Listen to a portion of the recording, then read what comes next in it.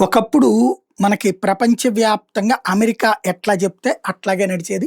America వాడి ఆలోచనలు కూడా లష్కరే తోయిబా, జైషే మహమ్మద్, హిజ్బుల్ ముజాహిదీన్ ఇట్లాంటి తీవ్రవాద సంస్థలు కాశ్మీర్ కోసం పుట్టినయనినే తప్పించి ఇస్లామిక్ టెర్రరిజం అంటే ఒప్పుకునేవాడు కాదు. ఎందుకంటే తాలిబాన్లు అనే ఇస్లామిక్ టెర్రరిస్టుల్ని పుట్టించింది, పెంచింది, పోషించింది అమెరికా. ఐఎస్ఐఎస్ అనేటటువంటి ఇస్లామిక్ టెర్రరిస్ట్ గ్రూప్‌ను కూడా పెంచి పోషించింది అమెరికా. అలాగే ఆల్ ఖైదా అనేటటువంటి తీవ్రవాద సంస్థను పెంచి పోషించింది అమెరికా. వాళ్ళ ద్వారా రష్యాను దెబ్బతీయడానికి కుట్రలు చేసి, రష్యాని ముక్కలు చెక్కలు చేయడంలో సక్సెస్ అయింది. తీరా చూస్తే తర్వాత పనేమి ఇవ్వకపోయేటప్పటికి వాళ్ళు ఏకంగా అమెరికాకే చిచ్చు పెట్టారు. ట్విన్ టవర్స్‌నే కూల్చేశారు.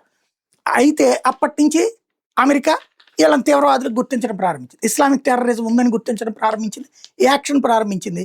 బిన్ లాడెన్‌ని లేపేసింది, అల్ జవహరీని లేపేసింది, అనేక మంది తీవ్రవాద నేతలను లేపేసింది. అట్లాగని ఉగ్రవాదాన్ని ఆపగలిగిందా?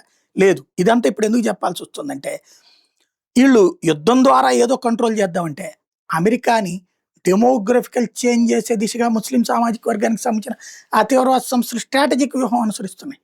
Soft and hard terrorism. Hard terrorism ఏంటంటే ఆయుధాలు చేయడం. సాఫ్ట్ టెర్రరిజం ఏంటంటే ఒక దేశంలోకి దూరి అక్కడ చొరబాటుదారులుగా చేరి తర్వాత శరణార్థులుగా మారి అక్కడ వాళ్ళని వశపరుచుకోవడం అమ్మాయిల్ని, అట్లాగే మత మార్పిడి చేయడం, ప్లస్ ఈ వెళ్ళిన వాళ్ళు పిల్లలకి అంటా ఉంటాం, అలా సంఖ్య పెంచుకురావడం, డెమోగ్రఫికల్ చేంజ్. మన ఈశాన్య రాష్ట్రాలు ఎట్లా చేశారో అట్లాగే. ఇప్పుడు అమెరికాలో 5 మిలియన్ ముస్లింలు ఉన్నారు.